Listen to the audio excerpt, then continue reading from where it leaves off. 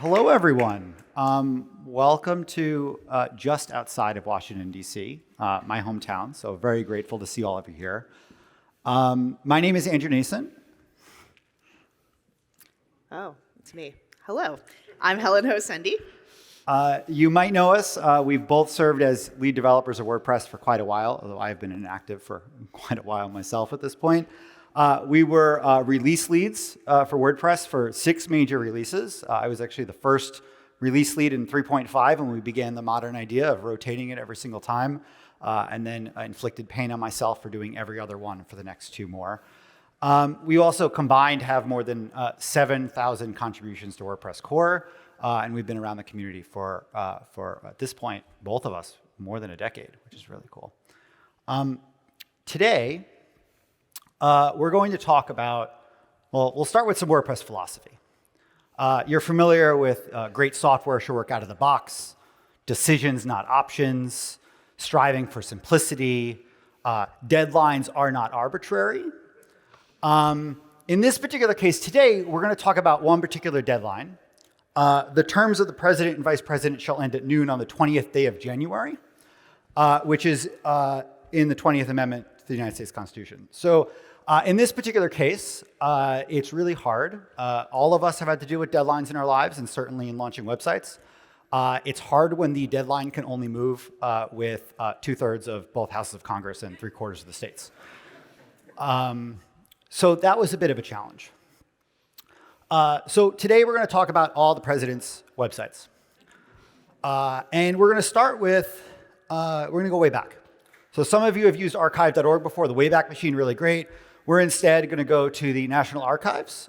Beautiful, amazing building. You can go see the Constitution, the Declaration of Independence. And if you go to their website, you can even go take a look at old websites. This is one of the very first ones. This is President Clinton's website in the 90s. It is very 90s. I don't know the exact, I don't remember the pixel dimensions, but this is like 640 by 480 kind of things. You can sign the guest book if you want to. It's very exciting. A couple years later, they did do a new one. We had to get this right. The flags actually were animated. Yeah, you may not like it, but this is peak web design. It's true. It's true. It's downhill from here. This is another version of President Clinton's website, which, despite being the 90s, this is pretty close to modern web design. Like, we haven't really gotten all that far in the last 20-something years. It looks very similar to Kubrick. No, I could see that. The 3-column layout, very classic.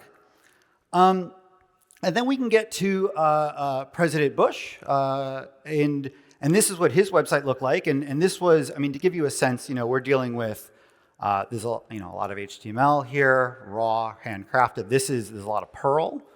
There's some Macromedia Dreamweaver, if you really want to go back in the day and you take a look at the source. But it worked. And what ended up happening is that towards the end of the Bush administration, the Obama administration was coming in. They did this, we have a presidential transition, which we'll talk about. And as part of this, the Bush administration had really great, amazing, career staff and contractors and folks who were doing this all the time. And they ended up taking this site, and they said, we built you a new CMS. And it's in Perl, and it's amazing, and it's super exciting.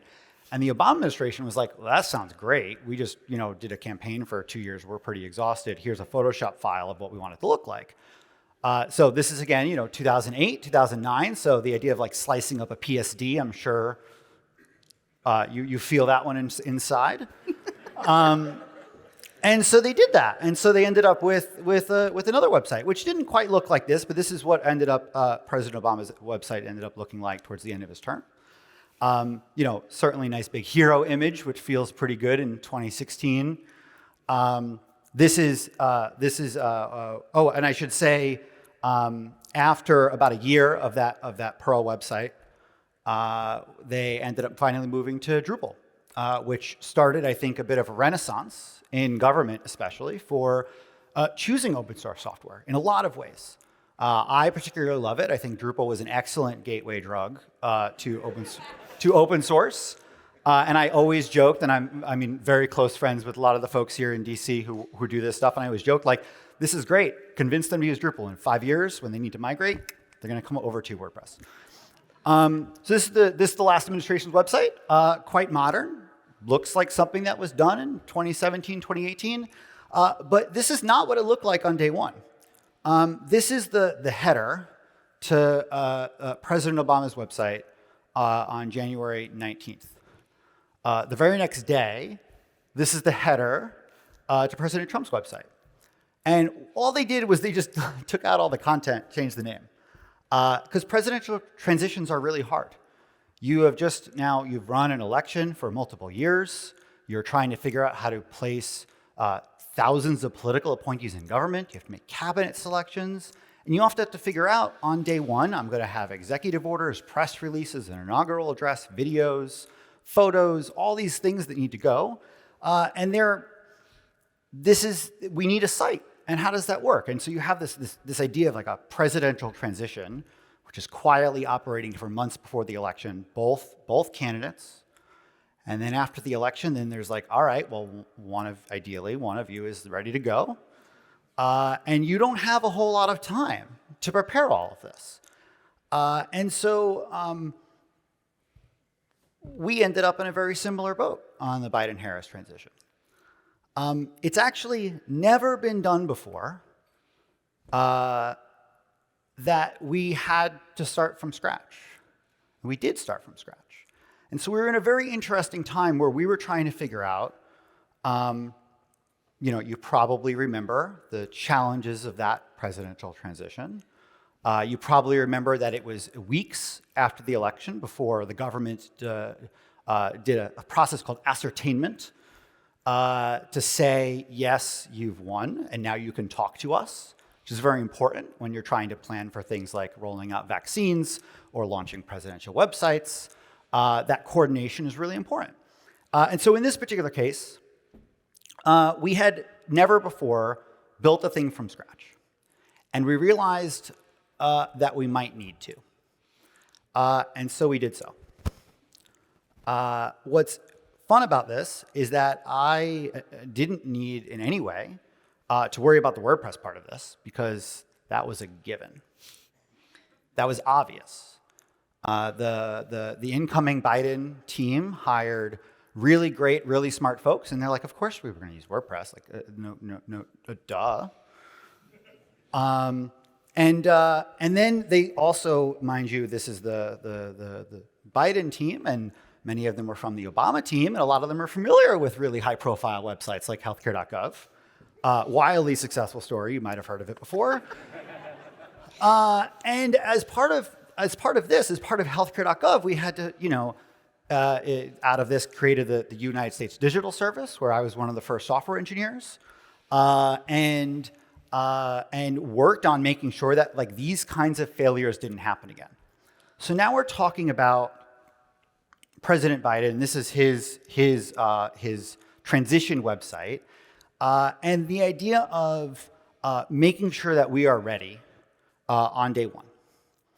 And that's a real challenge for us to figure out, especially when we don't have a whole lot of time, and there's just not so much to do. So quite a lot to do. So we ended up needing to start from scratch in every way, including the designs. Ben Ostrower, who's a Wide-Eye creative, is insane, and created an entire brand for the White House in about, 72 hours. And you can see some of that together. This logo you'll see all over the place. Very excellent. We have an entire brand guide that then moved into the White House on January 20th with colors like Joe Navy and Amtrak Gray, which I really enjoyed. And what I think is pretty amazing is that despite the amount of time we had to do this, right? Something to keep in mind here. We didn't have a whole lot of time. We had a brand guide. We had a color palette. These are all WCAG AA accessible. So I don't know about you. I've heard a lot of concerns about, like, well, we can't possibly make the site accessible. All right, well, I had a constitutionally mandated deadline, and we made the site accessible, right? So it is possible. So I want to go back to the idea of what it meant to be ready on day one, and the idea that, on day one, any new president is inheriting a very large government apparatus. This one in particular inherited a number of crises, not least of which was a pandemic and the idea of rolling out vaccines. And we didn't have a whole lot of time. Presidents end up using whitehouse.gov and digital platforms and social media as an extremely important communications tool, perhaps the way radio was back in the 30s and 40s. And time was of the essence in terms of trying to make sure that we could do this. I think there were, how many executive orders were signed on day one and then ended up getting put out online. January was creeping up on us. We did this entire thing in about 6 weeks. So you heard a really great talk this morning from NASA, how and I'm not picking on them at all because incredible work and frankly far broader in scale and complexity in a lot of ways than what we're trying to do. But they did not have the kind of deadline. They were able to take a number of years. They're able to put a beta tag on it, which is not something that when I was talking to people they thoroughly enjoyed. So not a whole lot of time. So I'm going to turn this over to Helen now, who's going to talk through a little bit about what we were actually able to build in 6 weeks. Yeah. So that's really the question we get all the time, right? Is like, how did you accomplish this in 6 weeks? And what were your goals? So the reason why I ended up working on this, along with the fantastic people from WideEye and others from 10up, where I was at the time, was because good old Nason over here said, hey, I really want this to be a website that goes not just for day one, but all through this administration and into the future. What does that look like? How can we have a modern block-based editing experience that moves at the speed that a new administration needs to move at? So what I really wanted to target was having this true one-to-one block editing experience, kind of fulfilling that promise of front-end editing, right? How long has it been? Like 10 years that we've been going on about this. So this is where we ended up. I hope that you can see when it changes. It's very subtle. You might want to look at the top to see when it's changing. This is where we ended up. That's the editor, and that's the front end. That is the actual front page of the White House on day one, flipping back and forth. So how did we accomplish this? How do you get there in just 6 weeks? And as he stated, that included having design within those 6 weeks. And the design is not just your web design, it includes print design, right? The branding, the whole 9 yards. This was what we got in design. This is in Figma, whatever design tool of your choice. This was a big part in how we were able to accomplish this in such a short period of time. Ben was so detailed in his designs. You can see these, they're effectively sticky notes, right? They're Figma layers of his notes. They're color-coded to tell us what they were about, and they include things like dimensions, intention, interactivity, character limits, or hopeful character limits, all of these kinds of things. And that really made our job that much easier, right? I don't know how he got this done in like the space of a single digit number of days. I have no idea. But he did. And that made our jobs so much easier. And what really ended up happening in technical terms, right, and how we developed this was we had a wonderful front-end engineer at WideEye who's sitting right here, Revens, who's fantastic. Now he's at 10up, though.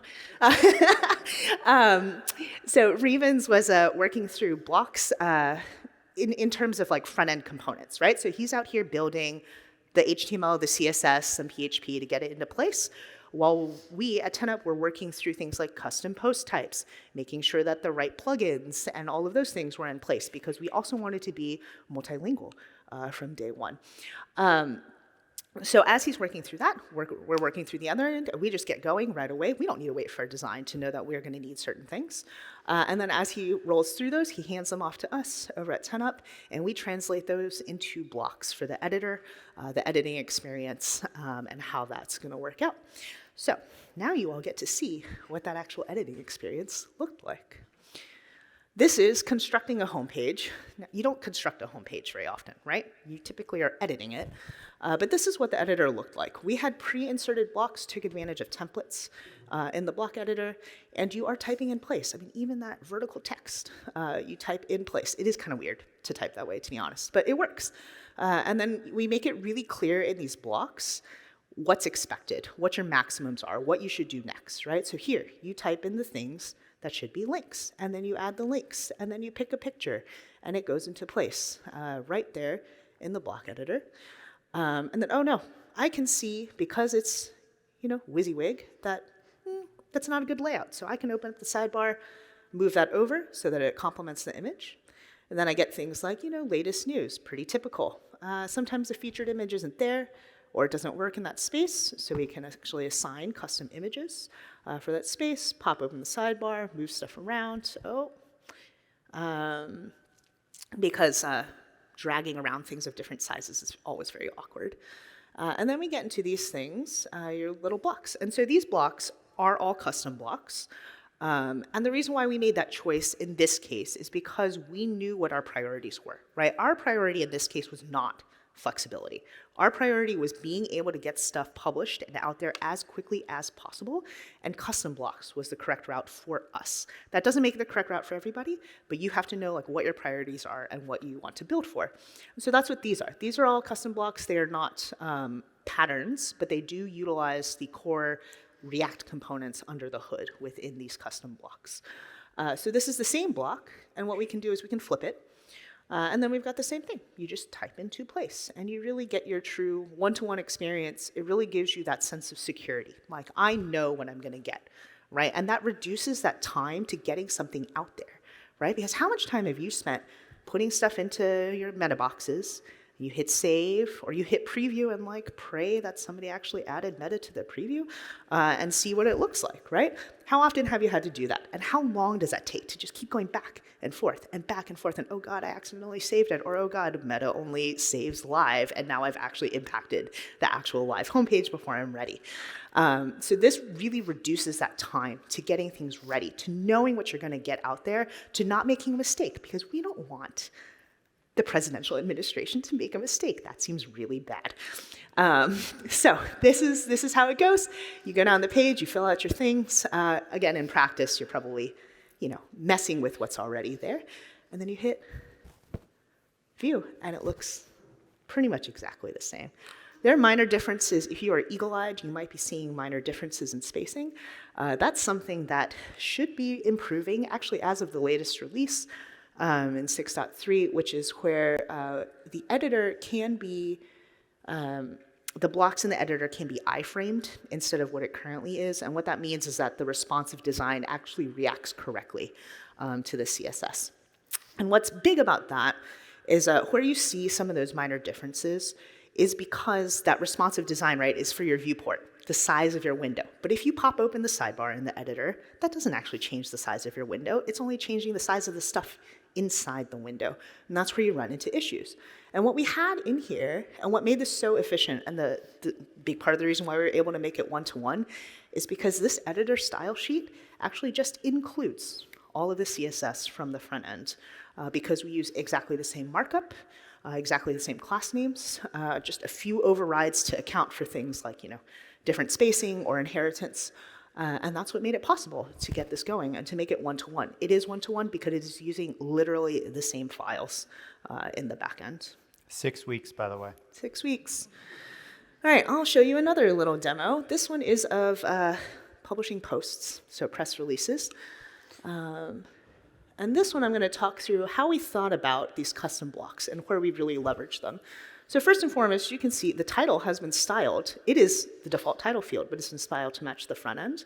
And then here, I'm actually picking a category because you are only allowed to have one category. You may not have multiple. We don't want you to use the default picker.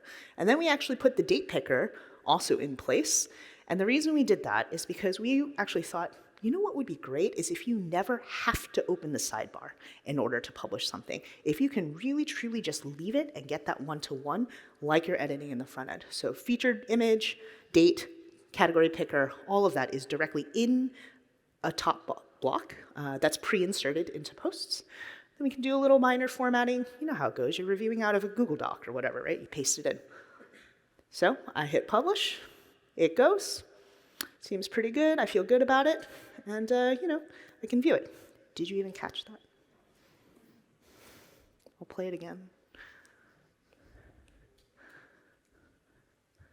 I hit view. It changed.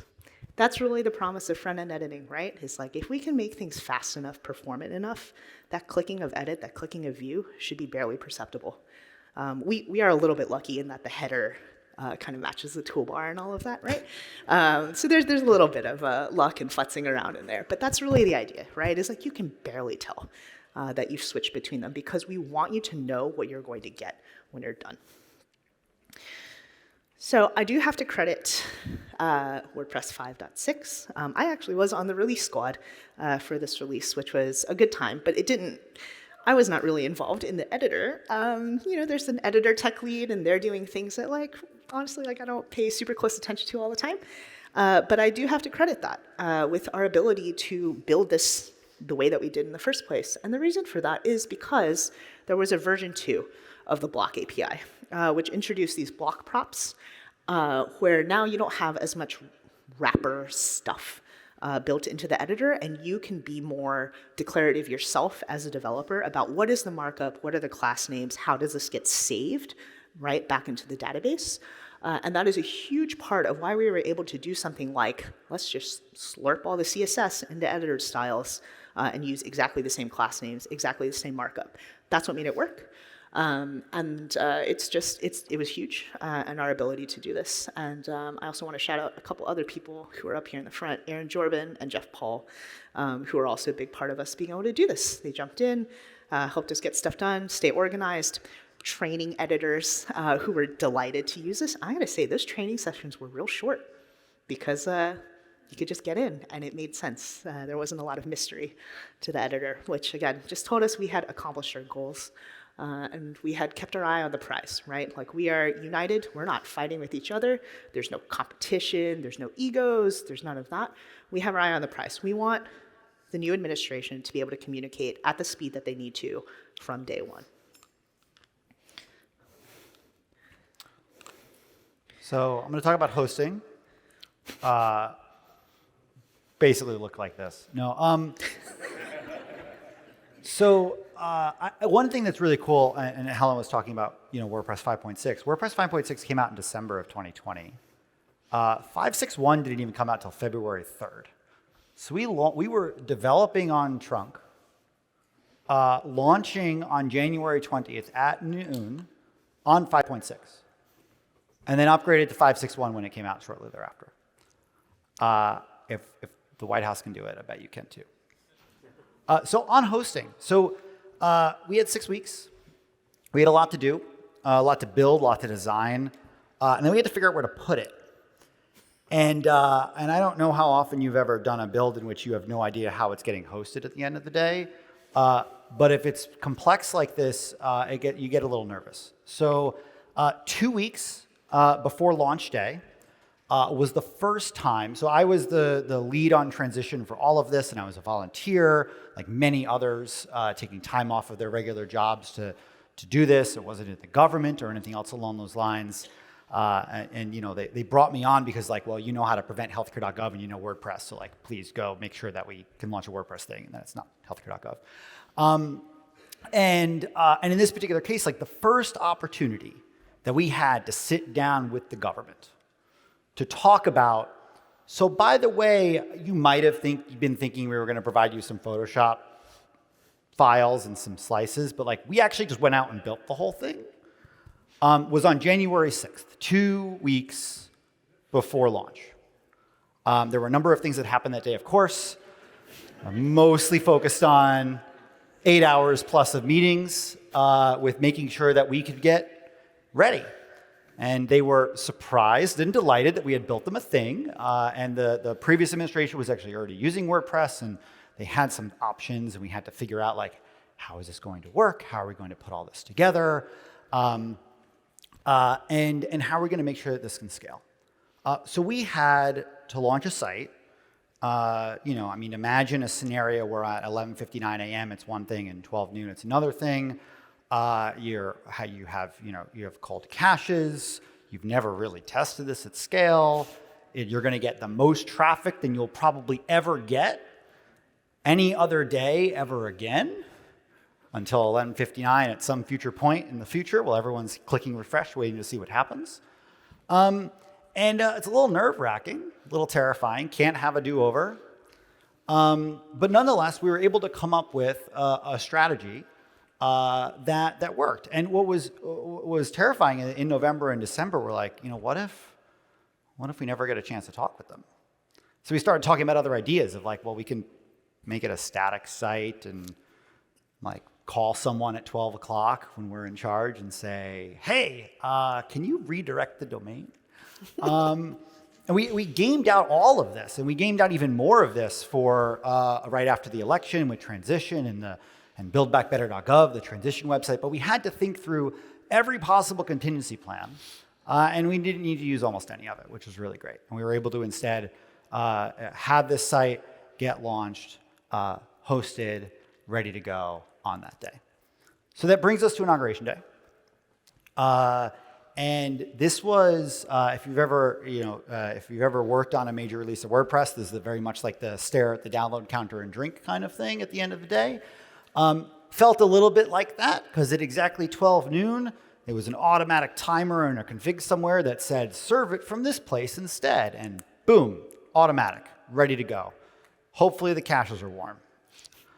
And we did actually have some small, we dealt with a bit of an incident. It was kind of fun. Maybe I'll tell it sometime. Site stayed up, so that was fine, but we were a little freaking out a little bit. It involves SVGs, a CDN, a 404 page, and permalinks. It's great. It's actually good. But nonetheless, we worked through it, had an incident commander in charge. Certainly would recommend that for any big bang launch. Maybe the number one lesson here is don't do a big bang launch. But unfortunately, that's what the founding fathers decided to do. So here we are. And so this is the original site, and this is exactly what Helen was showing later. I'm really proud of the work that the whole team was able to do in terms of making this happen. And it's just so critical to make sure that truly the team can be ready on day one to lead, to take over. And this is a very, very, very small part of that, but it felt really good to be pencils down at noon because I was not working in the government, and I was like, well, can't touch it anymore. This is great. Hopefully there are no bugs.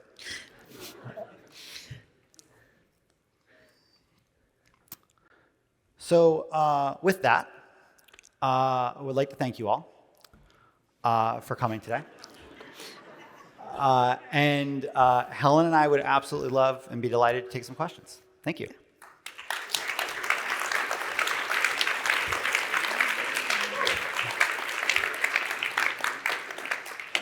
There are mics over here. I think we started a little late. We'll give it 10 minutes. There is a break after this, and then we'll be around. So we're also happy to take questions one-on-one.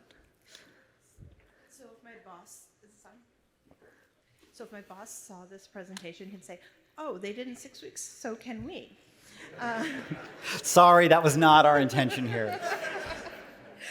What resource allocation did it take to get this done? Yeah, that's a big part of it. That's what I meant by like not having egos, right, and being able to collaborate together, right? Because just on the agency side, we had Wide-Eye, both creative, front end, and accessibility. And then we had TEDup doing primarily, like, I guess what you might call back-end development. So the development of the editor, things that go into like plugins, themes, heavily on the PHP side.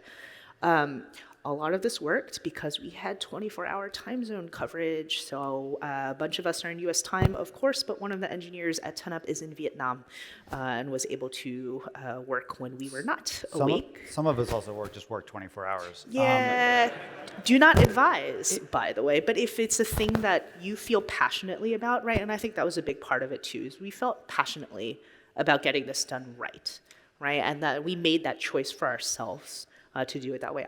There was nobody being like, you have to do it this way, right? It was our own sense of pride in what we wanted to accomplish that got us there. I guess I'll also just add that it was a small team. I mean, we're talking maybe 10, 12 people total for all of this. But ruthless prioritization of what we really needed to do. You can figure out, you could deal with quality, you can deal with time, you can deal with scope. Quality and time, a bit limited. Scope, of course, we had to really be careful about. And we also knew that at the end of the day, the site needed to work on January 20th. There was going to be a team that was going to inherit it, and that they could then go ahead and build more things on top of it. So in a way, it was a beta. We just didn't put the logo on there. But that ended up helping quite a bit. So, I mean, it wasn't all that complicated of a WordPress site. I mean, many of you probably saw that, like, all right, yeah, no, we've done this, which is great. The blocks are, of course, extremely impressive, throwing that out there. But at the end of the day, like, what really made it complicated was the White House, presidential transition, a complicated presidential transition, and heading into government. And if this was, a much less high-profile launch, then, like, honestly, you can do an awful lot in 6 weeks. So on the block editor, one of the things I noticed in the top right corner was the Yoast logo. What large established projects did you find were worth leaning on and made significant impacts to the workflow for the build-out? We were talking about this. I don't honestly remember what all of the plugins were on the site. So yes, Yoast was there. Yoast was there. A multilingual press. Yep. So first, the first White House website that was launched like on day one in English and Spanish, and that was, I mean, that's an obvious one, certainly to use that solution. But a lot of it was also just like less is more. Like, let's get this. Where did you go? You already sat down? Oh, okay. Thanks, George. Yeah.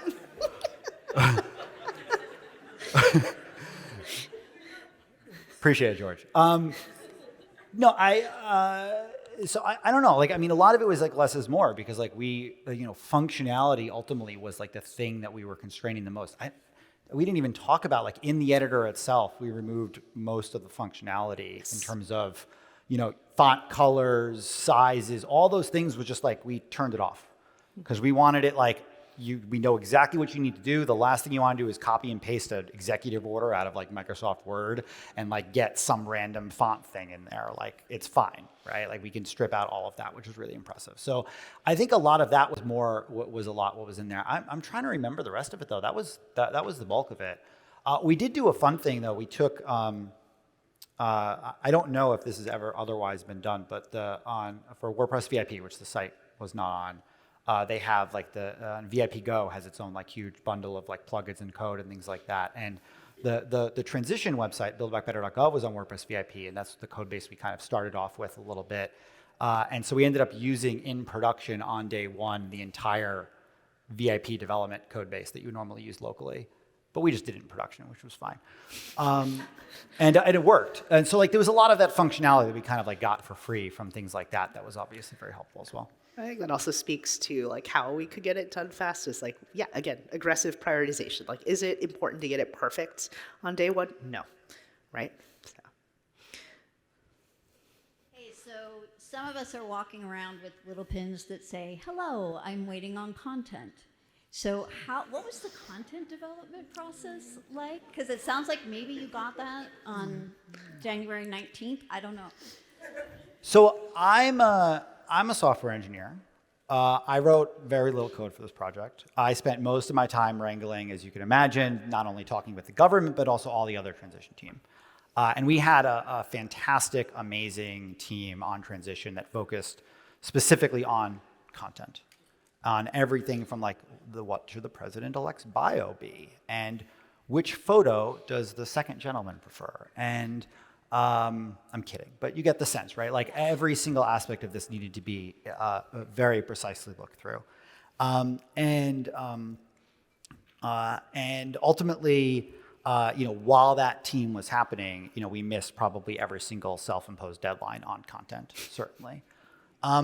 But at the end of the day, like the site itself didn't have a ton of content on day one. It certainly had, important, what are day one priorities, who are the members of the cabinet, who are being nominated for positions, but really a lot of the content didn't exist yet. It was all the executive orders that still needed to get signed, finalized, published, all of the press releases, all of the addresses, all of everything else. And so I won't say that we got lucky, because certainly there was a lot. I think we were making content updates certainly up until the morning of January 20th. And then about 20 minutes later, we started pushing them up onto the site. So wouldn't recommend that, general rule of thumb, but it was able to work. But it was a really great team behind all of that, making sure that could. So that was a totally separate allocation of resources to get the content together. And I'm saying this for my agency friends, because there's like the development side, and you guys are doing amazing work, and then there's this content side that's separate. Yeah, I mean, two people is team, right? We can say team if it's two. Yeah, not, it's we're bootstrapped here. We gotta, no, it was very important. I mean, it's obviously a huge operation to get all of this done, right? The nice thing is that like the content team for the website isn't the one writing the executive orders. Someone else is doing that. So a lot of the content is ready to go with a very large team that is all landing into government jobs on day one. So it's nuanced, certainly, in a lot of ways. Thank you. Yeah. Curious, what's next for this project? You mentioned that you build custom blocks. Are there any inclinations of including full site editing or transitioning more towards more flexible architecture? Like you said, you removed most features like fonts and everything. Are there any plans to use the recent features of WordPress? So what's particularly cool about this is that after January 20th, it wasn't our problem. There are two people here, though, whose problem it is. Yes. And you could find them. There are a few folks, I think Doug Axelrod and Curtis Shaner and a couple of others can probably, if you want to find them, I'm sure they can talk to you about what the government now, what the White House is currently doing now with this. But our job was really like get something ready for day one. I in particular, I insisted on Gutenberg, which everyone was like, you're crazy. Not Helen, but that was before we had Helen. And I was like, no, really, like this has to be a thing that can then work on day 2, 3, 4, however many. And so I think that was really critical of like making sure that we are absolutely ready to go, not just with like a bare bones splash page that 2 months later we got to completely redo, but rather like allow the team on the inside, which would not be us, to then make those incremental improvements and incremental changes, but being able to say like, all right, great, let's go figure out what the needs are over the coming months. Thanks. Thank you. Yeah. I think this will have to be, the last two, and then we can give them a break. So I work with a lot of clients who are certainly not the president of the United States, and we go through discovery, wireframing, whole 9 yards, and they're like, it's a good start. Like, how do you get through this in 6 weeks or however long it took and get POTUS to say, cool? Well, I mean, the nice thing is that like everyone knew what the deadline was, right? So we were all working in the same direction of like this needed to happen.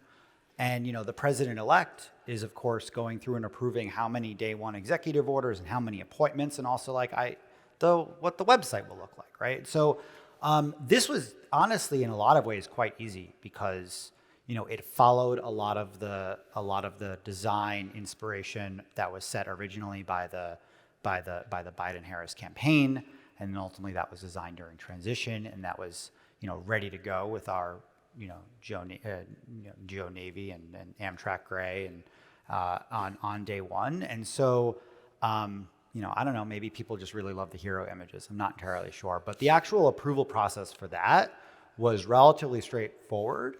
And was done, honestly, like within days.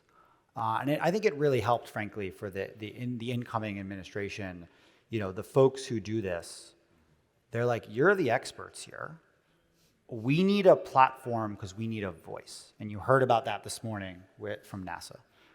We need our online voice. And so here we were able to really think through, at the end of the day, like, does this get across what we want of restoring American leadership, of being ready on day one, of confronting a number of crises. And it checked all those boxes.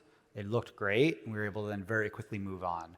I will say, like, one thing about that is really important is that this was not a web design that people were approving, right? People were ultimately approving an entire brand. And this was like the brand that the White House would use. If you see the president giving hosting a video or giving a talk or something like that White House, that drawn White House is used everywhere.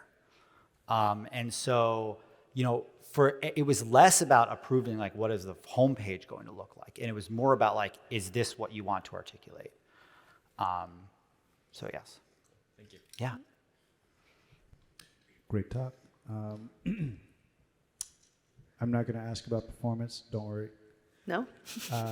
But you talked about brand, and I don't know if I read this somewhere, but I believe I did.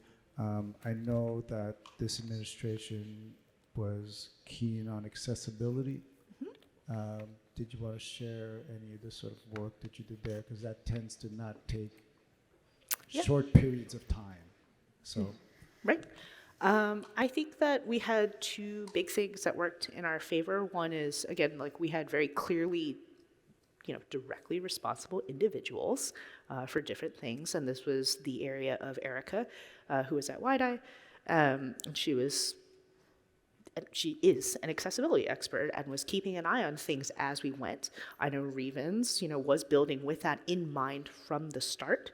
Right? So as we're building out these different pieces, right, starting from the front end, starting with HTML and CSS, right, getting it right then, right? It is not an afterthought. It is a part of how you build from the start. And that is a big part of it, right? Like a lot of, inefficiencies, I guess, right? A lot of, the reason why things drag on so long is when you have to go back and forth all the time, right? You're waiting for somebody to look at something, waiting for them to approve it, waiting for them to come back to it, right? That's where a lot of things get hung up. And I think for each of us to take that personal responsibility and make sure that it was baked into what we individually were doing, as well as having that directly responsible individual for it, really allowed us to have it right from the start instead of having to revise it later.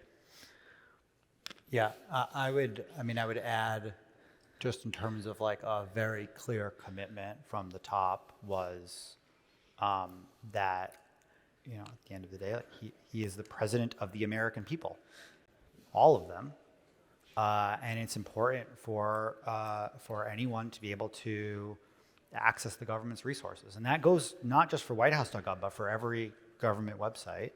And they're increasingly getting very good across the board, which is fantastic, and the culmination of hard work of thousands of people over, at this point, more than a decade, to really bring substantial change.